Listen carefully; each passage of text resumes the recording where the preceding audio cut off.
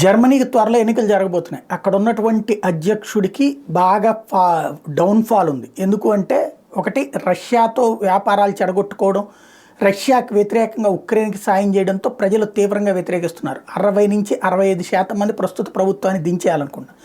దీంతో యుద్ధ వాతావరణాన్ని సృష్టించాలని జర్మనీ అనుకుంటోంది. అందుకే జర్మనీ అధ్యక్షుడు కొత్త నాటకాలు ప్రారంభించాడు. ఉక్రెయిన్ ఓడిపోతుంది కాబట్టి నాటో వైఫల్యం కింద అవుతుంది కాబట్టి మనం వెళ్ళి రష్యా మీద దాడి చేయాలంటూ కొత్త కాన్సెప్ట్ బిగిన్ చేశాడు. తను కొత్తగా బలగాల రిక్రూట్మెంట్ అంటే బ్రిటన్ సహకారంతో జర్మనీ రష్యా మీద యుద్ధానికి రెడీ అవుతుంది. అప్పుడు యుద్ధం జరుగుతుంటే 2 కోణాలు, ఒకటి ఎన్నికల్లో విజయం, లేదా 2 అత్యవసర పరిస్థితి విధించి తన చేతిలోనే అధికారాన్ని అడ్డుపెట్టుకోవడం. అందుకనే పదే పదే హెచ్చరికలు జారీ చేస్తున్నాడు, యుద్ధానికి సిద్ధం కమ్మనమని చెప్తున్నాడు. Germany has reportedly told its NATO allies to be prepared for a possible future war with Russia as Berlin fears that Moscow could expand the war on Ukraine by attacking NATO countries near its borders.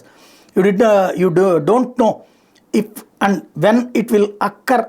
Then that means you have to arm yourself, and that's what we are currently doing together with allies in NATO.